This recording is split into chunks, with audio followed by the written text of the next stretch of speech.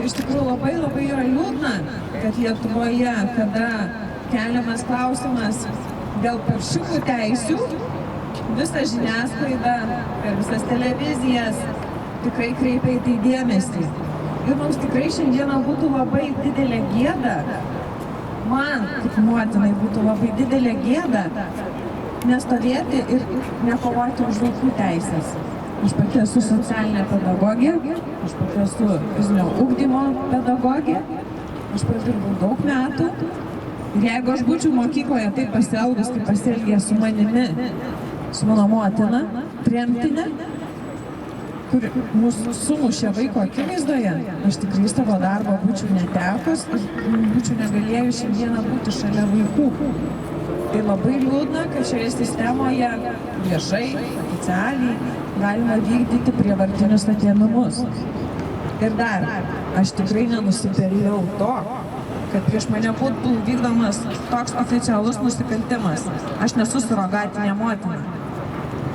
Tokio įstatymo ir tokio leidimo Lietuvoje nėra. Aš likau vos gyva.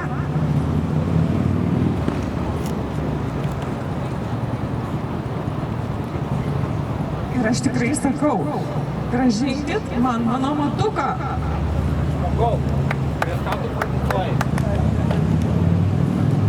Kaip girdėjote, ką tik mano kolegės, viena iš renginio organizatorių, balsą, iš kurios prieš kelius metus vaikų teisės specialistės buvo atėmusios sūnų neteisėtai. Ir šiandien šioje aikštėje girdėjote šeimos gimno žodžius.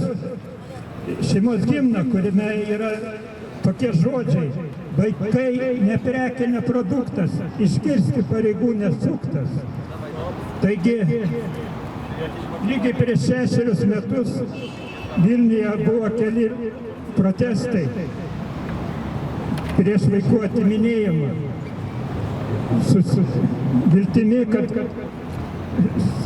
valdžia pataisys vaikų apsaugos įstatymą, uždrausianti teisę atiminėti vaikus ir įkyriai kištis į šeimų gyvenimą.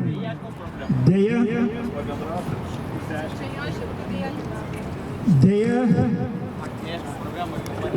nors ir kaip filosofas daktaras Arvydas Juozaitis pasakė, kad kosmetiškai pataisytas įstatymas neduos šeimom kažko geresnio. Deja, jisai 100% buvo teisus ir šiandien matome to pasekmes. Lietuvoje ir toliau vis atiminėjami vaikai, griaunamos šeimos, gadinami gyvenimai.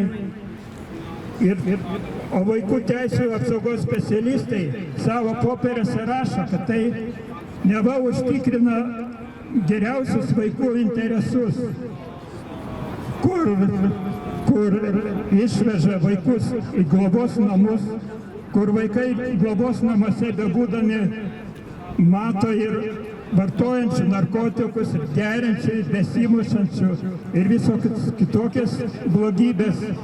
Ir čia skaitosi neva saugi aplinka, o jie skaito, kad kai iš tėvų atima, neva iš nesaugios aplinkos atima ir neva nuveža į saugią aplinką, kurioje būna vaikai ir mato, kaip sakiau, visokių blogybių. Taip pat kai kurie būna ir sumušami.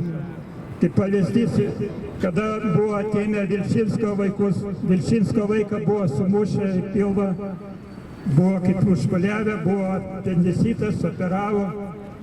Tai čia vadinasi, pagal vaikų teisų specialistą, čia vadinasi buvo tokia saugi aplinka. Taigi, mes šiandien čia susirinkome šioje aikštėje, reikalaujame, kad atsistatydintų Skuodienė, Žiobienė, kaip blogai atliekančią savo darbą, arba būtų atstatydintos. Taip pat šiuo klausimu yra peticija internete. norintys ir galite pasirašyti. Deja, peticija buvo parašyta gerbiamo daktaro filosofo Arvydo Juodaičio prieš 6 metus, kurią pasirašė 19 000 žmonių. Taigi,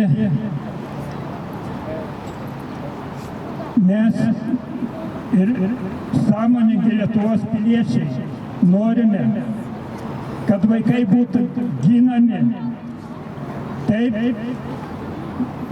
kad atsirastų pagarba vaikų teisių apsaugos tarnybos specialistam, o ne būtų kaip šiandienai dienai kaip tapęs keiksmažodžiu. Taigi, jeigu atiminėdami vaikus, jūs ne tik griaunate šeimas, moteris bijo gimdyti, bet tuo pačiu jūs naikinate, griaunate Lietuvą.